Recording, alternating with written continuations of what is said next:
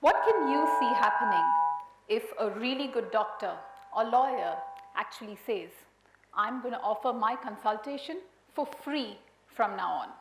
I'm not going to charge anybody for consultation anymore. Sounds a little strange, doesn't it? The most possible reaction is he will be referred to a really good psychiatrist. But other than that, if he was so inclined, if he wasn't found to be insane, most probably this would be an amazing opportunity. This would be an opportunity for people who would never have access to the services of a really good doctor or a lawyer to now have such advice from them. Let's stretch this a little more and see if this same doctor or lawyer could actually treat millions of people at the exact same time, give his consultation to all these people at the same time. Stretch your imagination further and see that whilst doing so, he could actually make a living. Does that sound possible at all? That he's actually offering his skills and intelligence, his core competency, and he's giving away that for free, and he's still able to make a livelihood doing so. I'm here to tell you that this is possible. This is possible not just for a few, this is possible for many. Let us discuss some simple examples on where this has actually happened. And let's take a really big success to begin with. One of the most successful companies in the world, Google, does this where they have spent their times and energy to create one of the best search engines there are. One of the most powerful algorithms. And what it gives us is this ability where it is the de facto search tool today. Nowadays, when you actually say you want to search for something, you no longer say we'll actually go and search. You say, well, let's go Google it, don't you? This is the difference that they have created. But what are they actually doing? They are giving their core competency, a search engine, for free. Everything else they are doing, a lot of them are also for free. Gmail, Drive. You still have to admit that this is one of the most successful companies there are. A Fortune 500 company, their annual revenue was $71 billion. $14 billion was their profit of last year. And they had over 100 billion searches in a month.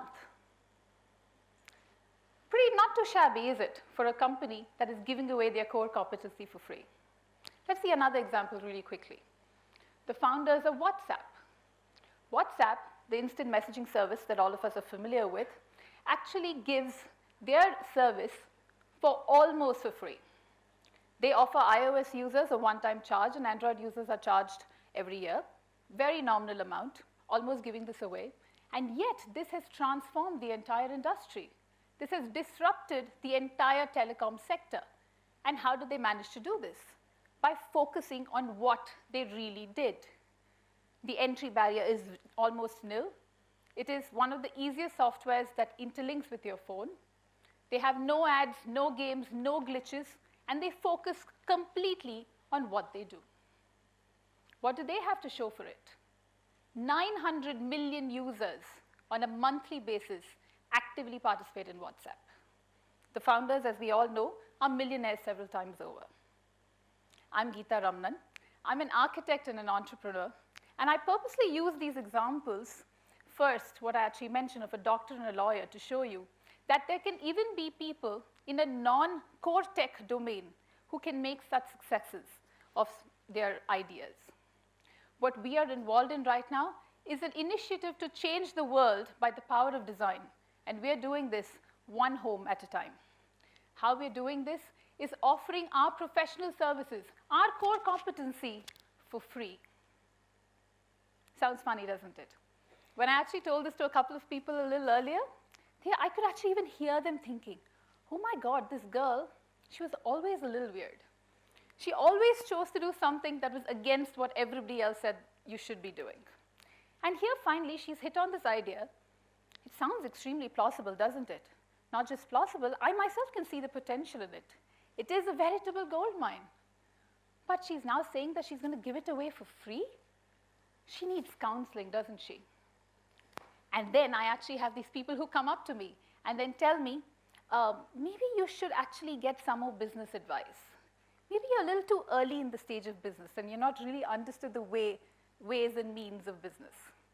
Maybe you should actually depend on your other colleagues a little more. Maybe that you should actually take some time before you take such drastic decisions. What is it we're doing that people are so worried about?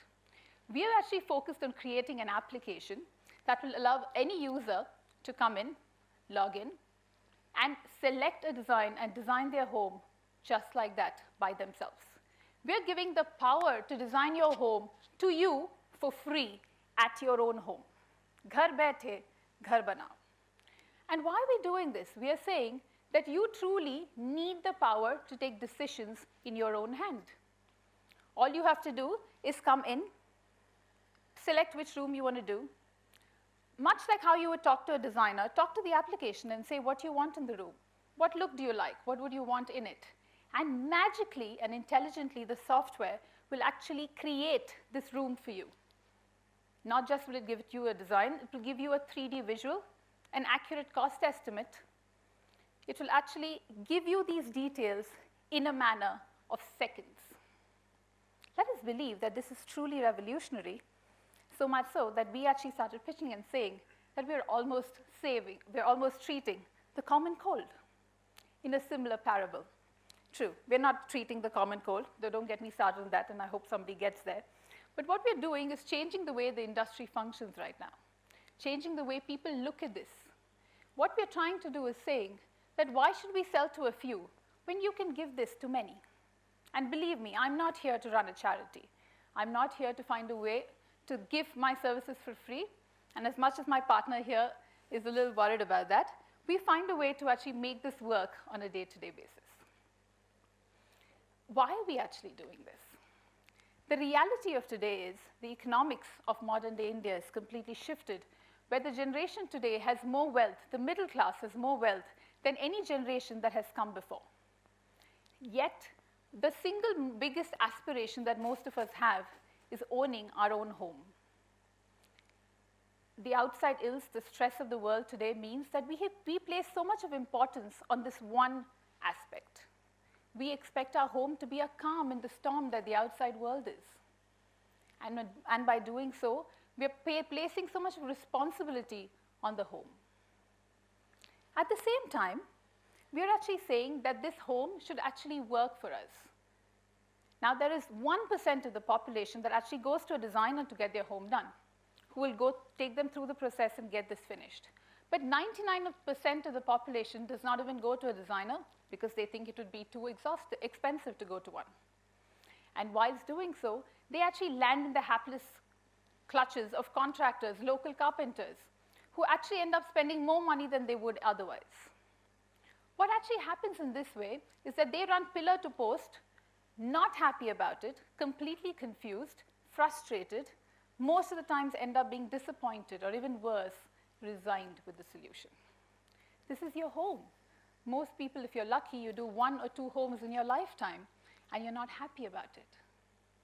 On a day-to-day basis, we actually are challenged by what we do, and we were looking to find a solution for this 99% and see how we could actually transform the way they create this.